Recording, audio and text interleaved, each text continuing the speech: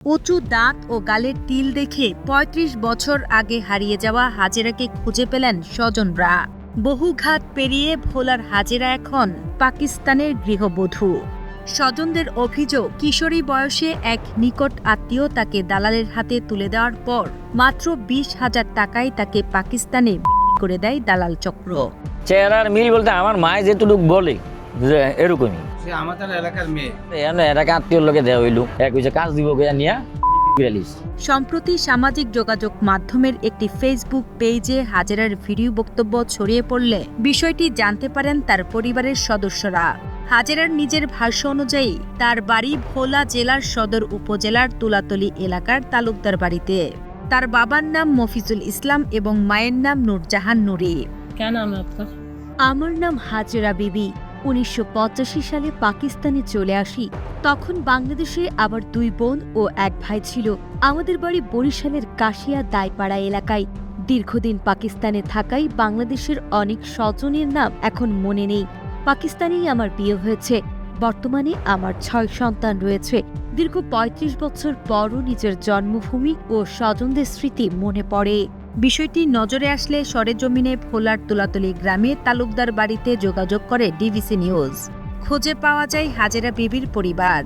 যদিও এখন তার বাবা মা দুজনেই মারা গেছেন। বর্তমানে বড় বোন আনোয়ারা বেগম ও বোনের ছেলে মোহাম্মদ মনসুর ছাড়া আপন বলতে তেমন কেউ নেই। কিছুদিন আগে আমরা জানছি যে সে তার দেশে আইতে চায়, পাকিস্তান নাকি তাকে বিক্রি করছে। পরিবারের সদস্যরা হাজেরার সাথে ভিডিও কলে কথা বলে দাবি করেন, হাজেরার শারীরিক বৈশিষ্ট্যের সঙ্গে তাদের হারিয়ে যাওয়া স্বজনের অনেক মিল রয়েছে। বিশেষ করে সামনের উঁচু দাঁত, গালের কালো তিল ও পায়ের পুরনো দাগ সবকিছুই মিলে যায়। এসব বৈশিষ্ট্য দেখে হাজেরাকে তাদের হারিয়ে যাওয়া স্বজন বলে মনে করছেন তারা। আমরা চাই যে আমাদের বোন আগে এসে আমাদের লগে একটু দেখা করো। প্রায় ৩৫ বছর আগে ভোলার গাছারিয়া গ্রামের কিশোরী হাজেরার জীবনে নেমে আসে অন্ধকার।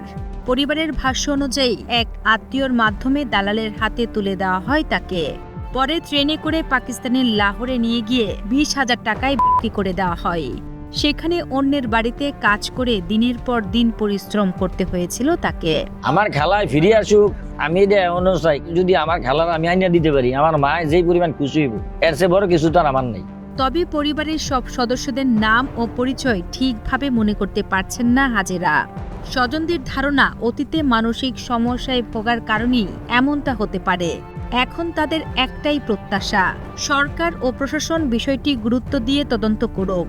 প্রয়োজনীয় উদ্যোগ নিয়ে ৩৫ বছর ধরে পরবাসে থাকা হাজেরাকে যেন তার জন্মভূমি ও স্বজনদের কাছে ফিরিয়ে আনা হয়।